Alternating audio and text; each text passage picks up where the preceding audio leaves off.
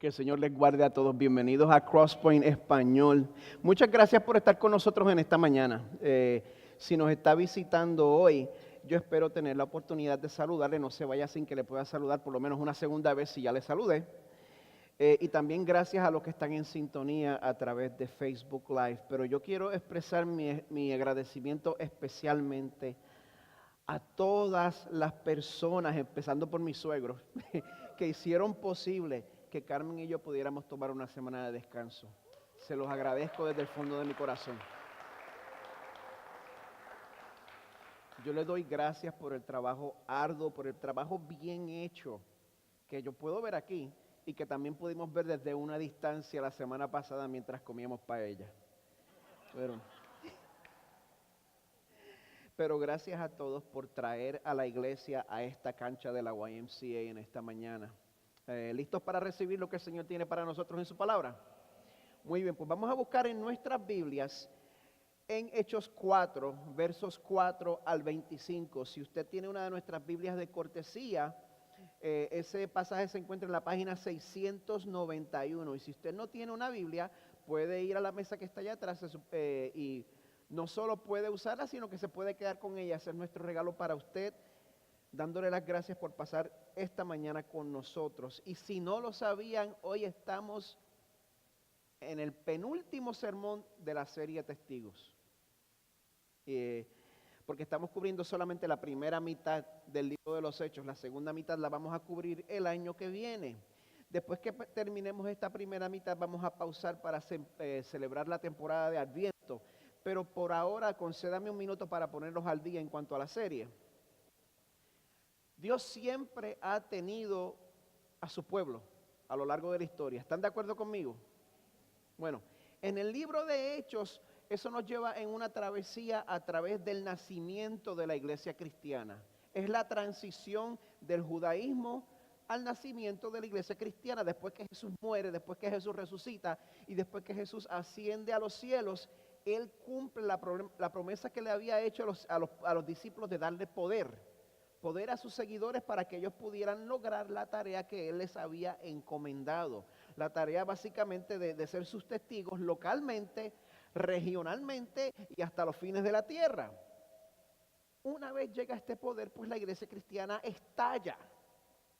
Y en poco tiempo, pues el número de seguidores aumenta de 120 a probablemente decenas de miles de personas. Decenas de miles de personas que viven con un sentido íntimo de comunidad. Nosotros creemos que eso es imposible, pero eso es lo que estábamos viendo aquí. Decenas de miles de personas que forman un grupo que Dios fortalece para resistir todos los embates causados por toda la oposición que ellos iban a encontrar. Oposición a través de amenazas, encarcelamiento, tortura, chisme, mentira. Y como vimos hace un par de semanas, inclusive a través del peligro de muerte, nosotros vimos cómo Dios equipó a Esteban, un diácono de la iglesia, para que hablara de Jesús de una manera que las autoridades religiosas no lo pudieron refutar. Un diácono. Y por lo tanto, para preservar su poder, para preservar el status quo, le fabrican un caso a Esteban y lo ejecutan sumariamente. Pero aún en el momento de su muerte, Esteban apunta hacia Jesús, su Salvador, de una manera, pues que parece que no hizo mucha diferencia a la gente que estaba en esa turba matándolo. Y repasando en Hechos 8, del 1 al 3, podemos ver que esa turba de asesinos incluía por lo menos una persona que iba a ser una de las figuras centrales de la iglesia cristiana. El mismo apóstol Pablo, quien para entonces se hacía llamar Saulo. Dice el verso 1 del capítulo 8, y Saulo estaba de completo acuerdo con ellos en su muerte, en la muerte de Esteban. Pues el asesinato de Esteban parece que le dio un sentido de confianza a los que estaban persiguiendo a la iglesia en ese tiempo. Y dice el resto del verso 1, en aquel día se desató una gran persecución en contra de la iglesia en Jerusalén. Todos fueron esparcidos por las regiones de Judea y Samaria, excepto los apóstoles. Y algunos hombres piadosos sepultaron a Esteban y lloraron a gran voz por él. Pero Saulo, Hacía estragos en la iglesia, entrando de casa en casa y arrastrando a hombres y mujeres los echaba en la cárcel. Esto no fue un periodo fácil en la historia de la iglesia cristiana. Si usted se identificaba como cristiano, eso quería decir que usted se estaba poniendo un precio en su cabeza. Sin embargo, sin que ellos se dieran cuenta, Dios estaba usando esta tragedia y esta misma persecución para avanzar su reino exactamente como Él lo había prometido. Porque Él dijo que sus testigos iban a regar su mensaje por Jerusalén, por Judea, por Samaria, hasta los fines de la tierra. Y esta persecución los lleva a ellos hasta Samaria. Así que usted nunca dude de la habilidad del Señor para cumplir su palabra. Bueno, pues aquí comenzamos con la lectura de hoy, Hechos 8 del 4 al 25. Yo estoy leyendo de la Biblia de las Américas. Dice así la palabra del Señor. Así que los que habían sido esparcidos iban predicando la palabra. Felipe, descendiendo a la ciudad de Samaria, les predicaba a Cristo. Y las multitudes unánimes prestaban atención a lo que Felipe decía, al oír y ver las señales que hacía. Porque de muchos que tenían espíritus inmundos, estos salían de ellos gritando a gran voz. Y muchos que habían sido paralíticos y cojos eran sanados. Y había gran regocijo en aquella ciudad. Y cierto hombre llamado Simón, hacía tiempo que estaba ejerciendo la magia en la ciudad y asombrando a la gente de Samaria, pretendiendo ser un gran personaje. Y todos, desde el menor hasta el mayor, le prestaban atención, diciendo, este es el que se llama el gran poder de Dios. Le prestaban atención porque por mucho tiempo los había asombrado con sus artes mágicas.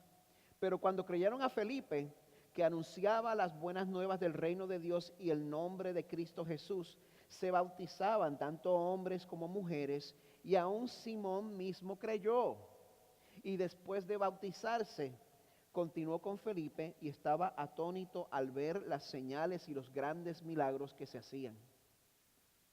Cuando los apóstoles que estaban en Jerusalén oyeron que Samaria había recibido la palabra de Dios, les enviaron a Pedro y a Juan, quienes descendieron y oraron por ellos para que recibieran el Espíritu Santo, pues todavía no había descendido sobre ninguno de ellos, solo habían sido bautizados en el nombre del Señor Jesús.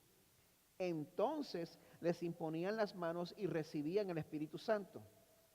Cuando Simón vio que el Espíritu se daba por la imposición de las manos de los apóstoles, les ofreció dinero, diciendo, dame también a mí esta autoridad, de manera que todo aquel sobre quien ponga mis manos reciba el Espíritu Santo. Entonces Pedro le dijo, que tu plata perezca contigo, porque pensaste que podías obtener el don de Dios con dinero. No tienes parte ni suerte en este asunto, porque tu corazón no es recto delante de Dios. Por tanto, arrepiéntete de esta tu maldad y ruega al Señor que si es posible se te perdone el intento de tu corazón. Porque veo que estás en hiel de amargura y en cadena de iniquidad. Pero Simón respondió y dijo, rogad vosotros al Señor por mí, para que no me sobrevenga nada de lo que habéis dicho. Y ellos, después de haber testificado solemnemente y hablado la palabra del Señor, iniciaron el regreso a Jerusalén, anunciando el evangelio en muchas aldeas de los samaritanos.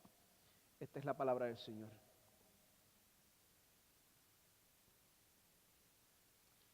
Y Señor, te pedimos que en esta mañana tú abras nuestros ojos para que nos demos cuenta, Señor, ¿hay alguna manera en que nuestro fervor religioso esté escondiendo algún motivo ulterior?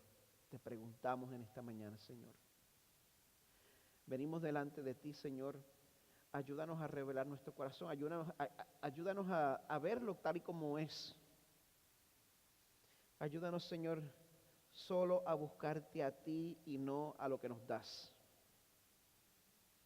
Una vez más, Señor, examina nuestros corazones, purga nuestros corazones fortalece nuestros corazones.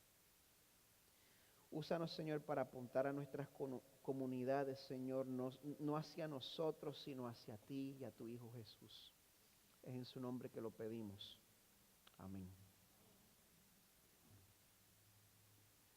Uno de los logros más grandes en el vecindario donde yo me crié era ser el muchacho más popular de todos. Con el tiempo yo me fui dando cuenta pues que ese título, el codiciado título de la persona más popular de la calle, no tenía nada que ver con nuestras habilidades, no tenía nada que ver con nuestras cualidades, no tenía nada que ver con lo flaco, con lo gordo que yo fuera, con lo lindo, con lo feo que yo fuera. Ese título le caía a la persona que tuviera el juguete que todos querían. Así de sencillo. Pues a mí me tocó ese título por un corto tiempo durante mi niñez, cuando mis padres me regalaron de Navidad un aparato conocido como el Green Machine. ¿Cuántos de ustedes llegaron a tener eso? Yo soy el único generación X aquí.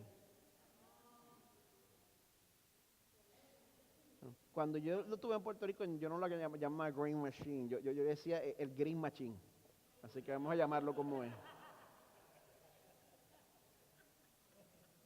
Para mí era el Green Machine. Y como yo fui el primero en tenerlo en mi calle, pues por un corto tiempo todos los otros nenes me trataban como si yo fuera su mejor amigo. Pero usted sabe que esta actitud no se limita a los niños. Si usted tiene algo que le interesa a las otras personas lo suficiente, usted va a ver cómo los mismos adultos van a hacerse pasar por amigos suyos para poderles sacar lo que ellos en verdad quieren. Pasa en la iglesia.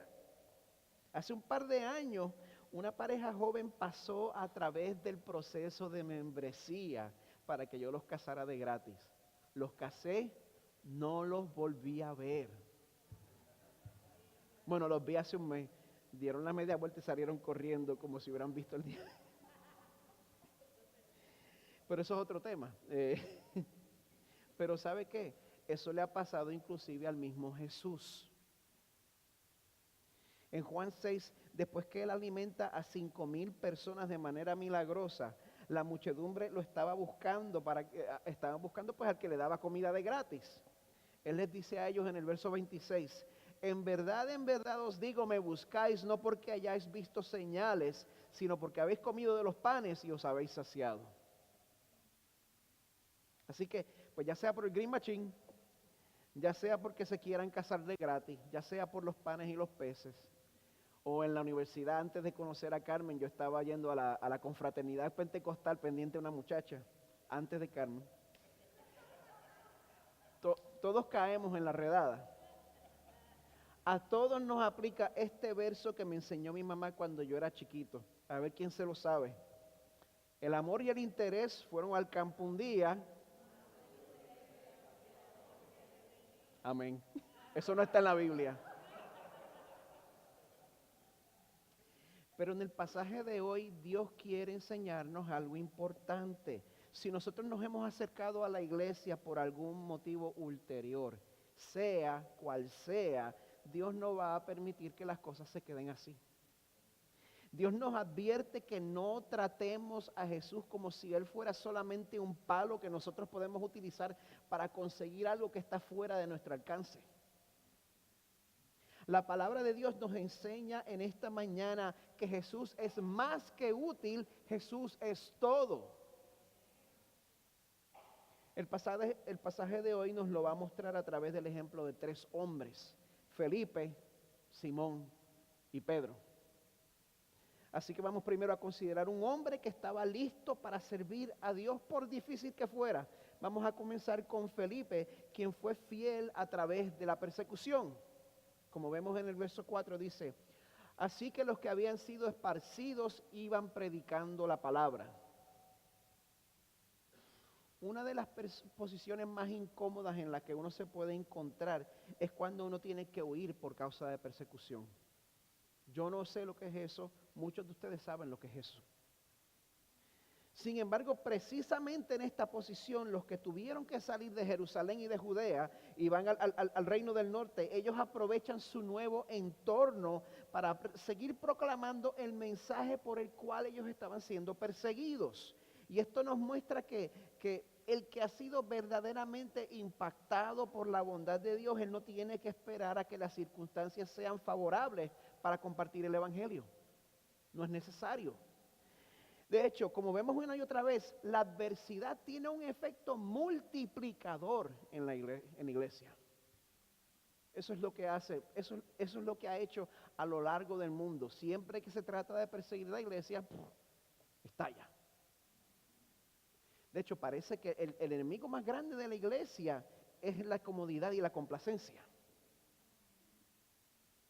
Así que yo le pregunto, ¿estamos esperando algún cambio en circunstancias para nosotros compartir el Evangelio? Para servir en nuestra iglesia. ¿Está usted esperando que las cosas se le hagan más fáciles? Si usted recuerda unas semanas atrás, junto con Esteban, Felipe fue uno de los que habían sido escogidos para servir a las viudas judías de origen griego. Y al tener que salir de Judea como el rosario de la aurora por la persecución, él básicamente acababa de perder su puesto como diácono. Sin embargo, el verso 5 nos dice, Felipe descendiendo a la ciudad de Samaria, les predicaba a Cristo. A mí me gusta mucho aprovecharme de la tecnología, como ven. Pero ahí no es donde está la efectividad del mensaje que yo proclamo. No es ahí que está.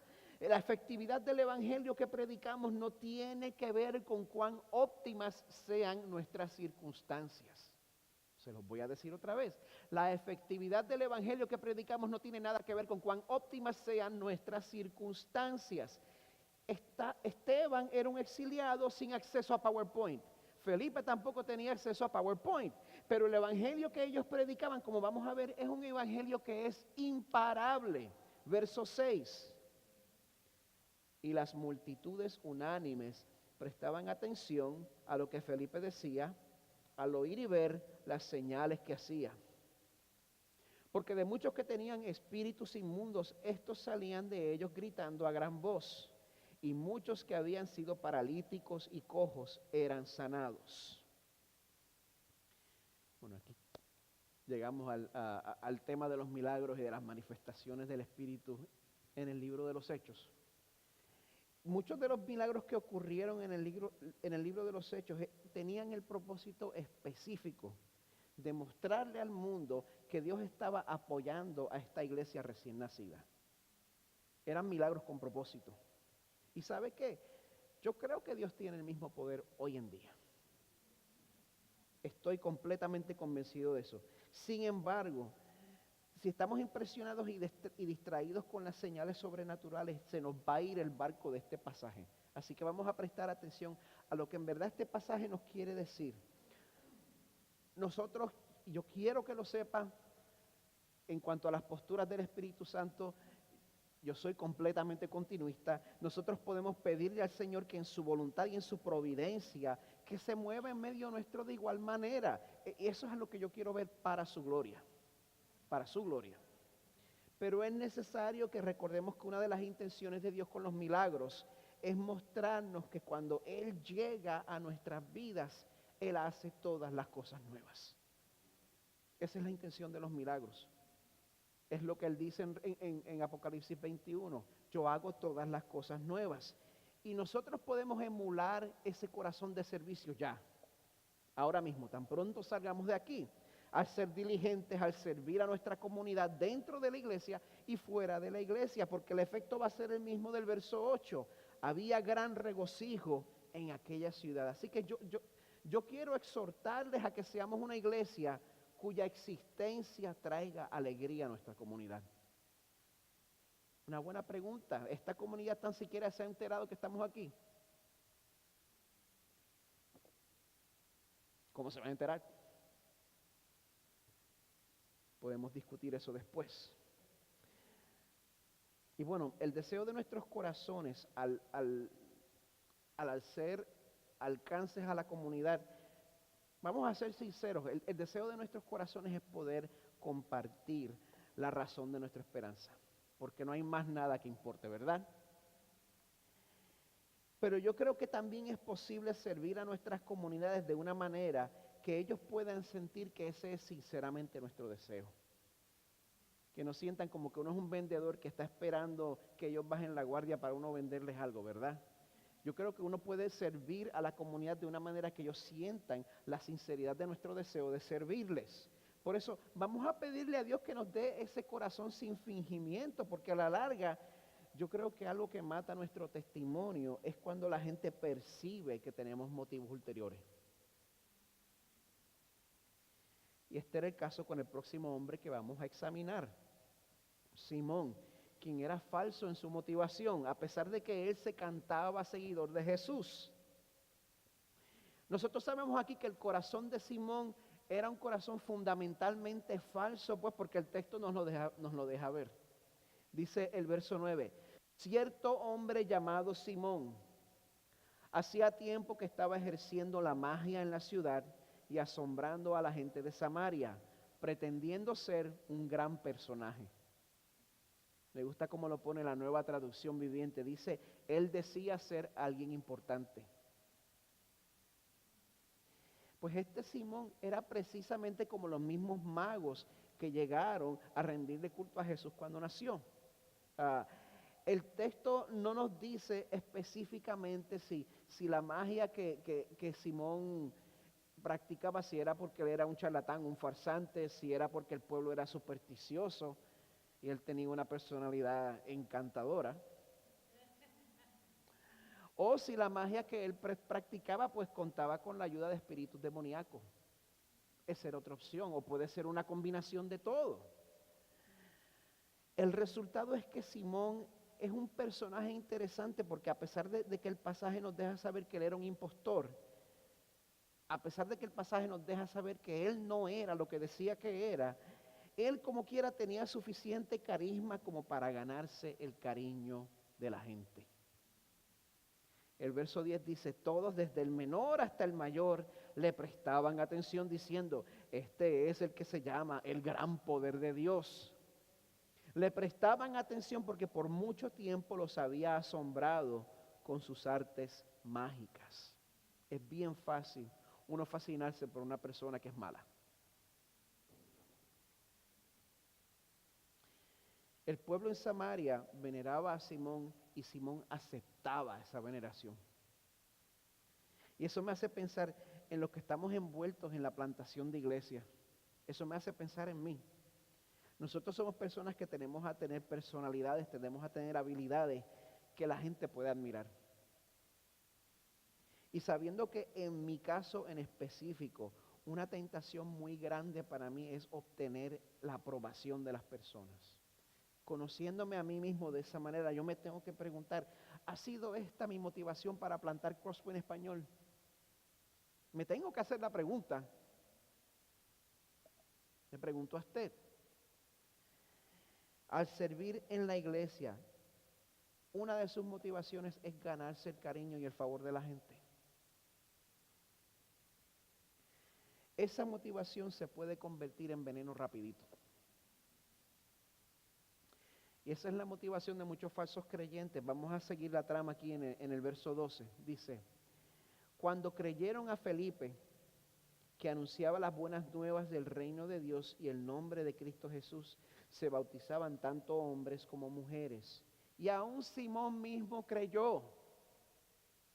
Y después de bautizarse, continuó con Felipe y estaba atónito al ver las señales y los grandes milagros que se hacían. Aquí Simón se da cuenta de que a su pueblo pues ha llegado competencia. Y ha llegado una competencia que él no podía alinearse con ellos. Así que aquí aplica el viejo dicho, si no puedes contra ellos, únetele. Pero el texto nos deja saber que esto no era, que la duplicidad en Simón, el texto no nos deja ver que esto era algo fácil de descubrir, porque Lucas, el autor de este libro, nos deja ver que Simón sí había creído, dice que él creyó. Pero hay una diferencia grande entre solamente creer y tener una fe que salva. Usted sabía que hay una diferencia entre esas cosas. Hay una diferencia grande entre solamente creer y tener una fe que salva. De hecho, cuando nosotros decimos que creemos en Dios, Solamente el conocer a Dios, solamente el asentir intelectualmente con quien Él es y con lo que Él hace, solamente eso no nos hace parte de su pueblo necesariamente. ¿Usted sabía eso? Solamente asentir intelectualmente de esa manera. ¿Sabe por qué? Porque la Biblia dice que los mismos demonios creen y tiemblan. De hecho, los demonios son los que tienen mejor teología en el mundo. Lo más interesante de todo es que durante el ministerio de Jesús en la tierra, todo el mundo estaba confundido en cuanto a Jesús. Nadie sabía quién era. ¿Sabes quién sabía cada vez quién era Él? Los demonios. Eres el santo de Dios. No me atormente. Pero saber y creer en Dios no necesariamente nos da una fe que salva. Ahora, en este momento usted me podría decir, bueno, Pastor Miguel, usted predica mucho que la salvación es exclusivamente por la fe. Yo no predico eso, eso es Efesios 2, la Biblia. pero vamos a seguir. Pero Miguel, usted predica demasiado eso de la gracia y eso es peligroso porque la gente puede llegar diciendo que creen, pero pueden ser como Simón. Por eso usted debe predicar que la verdadera evidencia de la salvación está en la obediencia de esa persona. ¿En verdad? Aquí dice que Simón no solo creyó, sino que se bautizó. Él estaba obedeciendo también. Él también mostraba una obediencia externa. Y esto nos muestra que si esto pasó en la iglesia en sus comienzos, si esto pasó entre los 12 discípulos, el círculo íntimo de Jesús, la presencia de hermanos falsos en medio nuestro va a ser y ya ha sido una realidad. Pero Dios frecuentemente en su misericordia eventualmente los expone, ¿sabe eso? Dios los expone. Pero antes de llegar a esa parte, bueno, el texto nos muestra que el avivamiento que se formó en Samaria fue de tanta importancia que tuvieron que mandar a buscar a las autoridades apostólicas para que vinieran y dieran el sello de aprobación en cuanto a lo que estaba sucediendo en Samaria. Ya en este momento la figura central de la iglesia deja de ser Felipe y vienen a ser Pedro y Juan, que vienen desde Jerusalén a dar el visto bueno y el sello de aprobación a lo que está sucediendo en Samaria. Eso era necesario, gente, porque los judíos y los samaritanos no se llevaban. Ellos tenían profundas diferencias entre ellos sobre cómo se iba a practicar el judaísmo. Por eso era necesario que si el evangelio de los samaritanos era uno correcto, que recibiera el visto bueno de los apóstoles. Ellos necesitaban esa confirmación. El verso 14 dice, cuando los apóstoles que estaban en Jerusalén oyeron que Samaria había recibido la palabra de Dios, les enviaron a Pedro y a Juan, para que sepan, para que sigan. Ya aquí no estamos hablando más de Felipe, ya aquí estamos hablando de Pedro y Juan, quienes descendieron y oraron por ellos para que recibieran el Espíritu Santo. Aquí viene otra, pues todavía no había descendido sobre ninguno de ellos, solo habían sido bautizados en el nombre de Jesús. Entonces les imponían las manos y recibían el Espíritu Santo. ¿Qué hacemos con eso?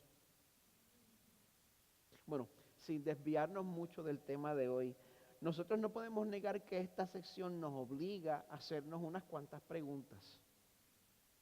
¿Qué quiere decir? ¿Es posible que nosotros aquí hayamos creído sin recibir el Espíritu Santo? Mi postura en cuanto a lo que la Biblia enseña sobre el Espíritu Santo dice que, número uno, si usted tiene una fe verdadera y sincera en Cristo es porque el Espíritu Santo lo hizo posible. Si el Espíritu Santo no interviene primero, usted no cree en el Señor. Número dos, yo también creo que aparte de nuestra conversión, cada vez que nosotros vamos a servir como iglesia de la manera que sea, montando y desmontando, tocando con la banda, con el sonido, con las computadoras, predicando, cantando, sea como sea, hay que reconocer que necesitamos el poder del Espíritu Santo y tenemos que pedir que nos ayude y que nos equipe. Eso es algo que yo hago. Casi siempre usted va a ver que cuando estamos en la parte de anuncios, Carmen está dando los anuncios y yo parece que estoy hablando solo ahí. Yo estoy pidiéndole al Señor que me equipe con su Santo Espíritu, que me bautice una vez más, porque cada vez que vamos a servir necesitamos que el Señor nos ayude con su Espíritu Santo. Sin embargo, yo creo que en este caso en específico hay unas circunstancias históricas y exclusivas por las cuales Dios opera de esta manera. En su comentario del libro de los Hechos, el pastor Tony Merida, él escribe lo siguiente, no va a estar en pantalla. Dice así: en este caso único, en el cual el evangelio llega más allá de Jerusalén, el Señor en su soberanía espera en mostrar manifestaciones del Espíritu hasta que los apóstoles puedan llegar para ser testigos oculares de ella. De esa manera, ellos verían y darían testimonio de que los samaritanos habían recibido el mismo Espíritu Santo que había sido dado a los cristianos en Jerusalén. De esta manera, no quedaría duda que el evangelio era para todas las naciones y de que los judíos y los samaritanos, habiendo sido enemigos antes, de hecho eran ahora hermanos, hermanas y miembros de la misma casa de Dios por causa de su fe compartida. Este momento tiene que haber sido un momento fascinante. De hecho, esto fue un momento tan emocional que es en este momento precisamente que Simón baja la guardia y se le ve la costura. Se le notan los motivos verdaderos. El verso 18 dice: cuando Simón vio que el Espíritu se daba por la imposición de las manos de los apóstoles, les ofreció dinero, diciendo: dadme también a mí esta autoridad, de manera que todo aquel sobre quien ponga mis manos reciba el Espíritu Santo.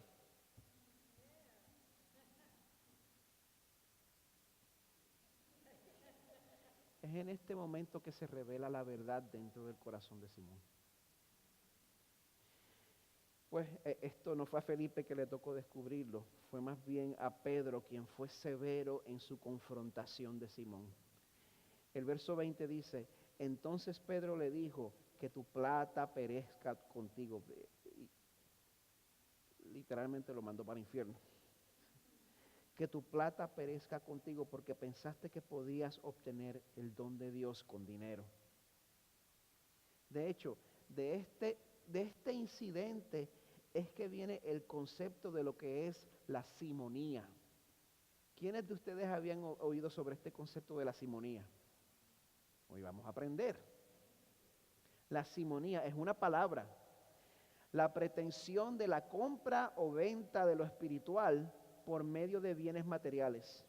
Incluye cargos eclesiásticos, sacramentos, reliquias, promesas de oración, la gracia, la jurisdicción eclesiástica, la excomunión, etc. Eso es simonía, tratar de adquirir favores eclesiásticos a través de bienes materiales. Una práctica repugnante ante los ojos de Dios. Porque entonces la salvación sería exclusivamente para los que la pudieran comprar. Lo triste de todo es que la simonía continúa siendo practicada en estos días. Ya sea en la práctica de la venta de indulgencias por la iglesia romana en el siglo XVI o por los evangelistas lobos de hoy en día que engañan al pueblo incauto ofreciéndoles milagros a un precio. Así que antes que usted se sienta superior a la iglesia católica medieval, yo quiero que vea todas las cosas que vemos en la televisión día tras día. O vendiéndole trapitos milagrosos que el predicador dice que los mojó en el río Jordán. O que tienen su sudor bendecido. A todos ellos le cae la siguiente advertencia comenzando en el verso 21. No tienes parte ni suerte en este asunto porque tu corazón no es recto delante de Dios. Por tanto, arrepiéntete de esta tu maldad y ruega al Señor que si es posible se te perdone el intento de tu corazón, porque veo que estás en hiel de amargura y en cadena de iniquidad. Pero Simón respondió y dijo: rogad vosotros al Señor por mí para que no me sobrevenga nada de lo que habéis dicho. Y ellos, después de haber testificado solemnemente y hablado la palabra del Señor, iniciaron el regreso a Jerusalén, anunciando el evangelio en muchas aldeas de los samaritanos. Y de ahí en adelante la Biblia no nos cuenta más nada sobre Simón. ¿Qué sucedió? ¿Se arrepintió sinceramente? Lo que dijo en el verso 24, pidan a Dios por mí para que no me suceda de esta manera. ¿Con qué actitud lo dijo? ¿Lo dijo con un corazón sincero? ¿Lo dijo con un corazón sarcástico? No sabemos. Dejamos a Simón en las manos de un Dios sabio, en las manos de un Dios bueno, en las manos de un Dios santo y en las manos de un Dios misericordioso. Pero este es un buen momento para entonces tomar el espejo que le teníamos a Simón y hacer así. Y nosotros mirarnos en ese mismo espejo y hacernos la pregunta, ¿cómo interpretamos esta advertencia?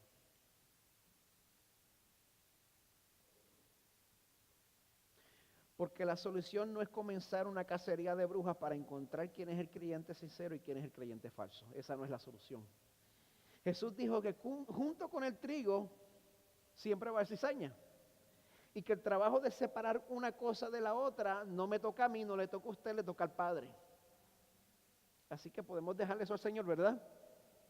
Por eso yo les exhorto a que le pidan a Dios en este momento que Él exponga los motivos mixtos en nuestros propios corazones, porque cada uno de nosotros los tenemos. Cada uno de nosotros luchamos con esos mismos motivos. No importa si usted es cristiano, si usted es creyente o no, todos necesitamos el Evangelio de salvación. Todos. Cuando Pedro le dice a Simón en el verso 21, tu corazón no es recto delante de Dios. ¿Sabe qué le está exponiendo ahí? Nuestra naturaleza.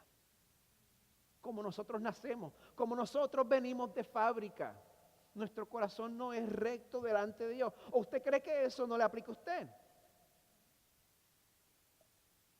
Cuando nosotros vemos eso, eso nos debe llevar a nosotros a darnos cuenta de que necesitamos un corazón recto delante de un Dios recto y no lo tenemos por naturaleza. Si no lo ha pedido, pídale a Dios que cubra su corazón con la rectitud representativa de Jesús. Y si ya lo ha pedido, confíe en que eso es suficiente delante de Dios y que usted no tiene que suplementar.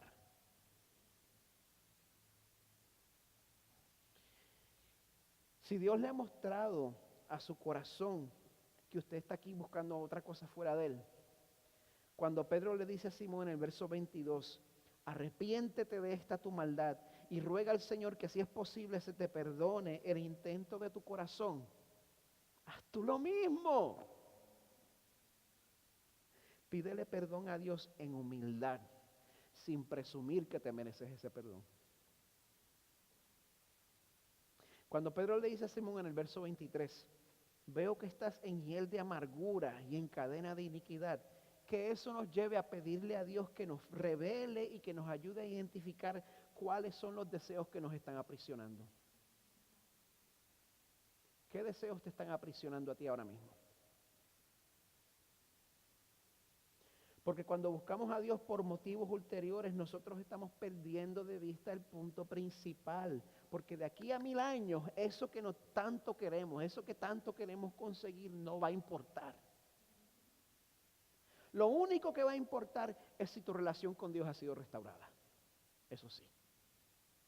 Porque caer en la simonía es mucho más fácil de lo que creemos. En su comentario del libro de Hechos que se llama La Iglesia Ardiente, R. Kent Hughes escribe lo siguiente. Simón trató de obtener poder espiritual para poder promoverse a sí mismo. Y siempre que buscamos poder espiritual o habilidades para exhibirnos, cometemos el mismo error. El predicar para poder obtener reconocimiento o estatus es cometer simonía. Servir a la iglesia para poder avanzar dentro de su estructura de poder es cometer simonía. Buscar dones espirituales para promoverse a uno mismo es cometer simonía. Inclusive buscar ser piadosos para que los demás piensen que somos piadosos es cometer un tipo de simonía. Así que vamos a concluir nuestro tiempo haciéndonos las siguientes preguntas. Primero que nada, ¿me doy cuenta cuando me engaño a mí mismo? ¿Me doy cuenta de eso? Si el Señor no nos ayuda, no hay nada que podamos hacer. ¿Hay algún objetivo escondido que estoy tratando de lograr con mi fervor religioso? Si lo hay, pues ¿cuál es? Identifíquelo. ¿Qué revela eso sobre lo que yo creo en cuanto a la salvación? ¿Qué revela eso en cuanto al verdadero objeto de mi adoración, en cuanto a mi Dios funcional? Es importante saber la respuesta porque Jesús nunca se va a dejar utilizar de ti. Él no lo va a permitir. Recuerda lo que te dije al principio. Jesús es mucho más que solamente útil. Jesús es todo. Y nosotros podemos dar apariencia de piedad en la iglesia, pero Mateo 6 no miente cuando dice que donde está tu tesoro, allí también está tu corazón. Le voy a pedir al equipo de adoración que pase al frente.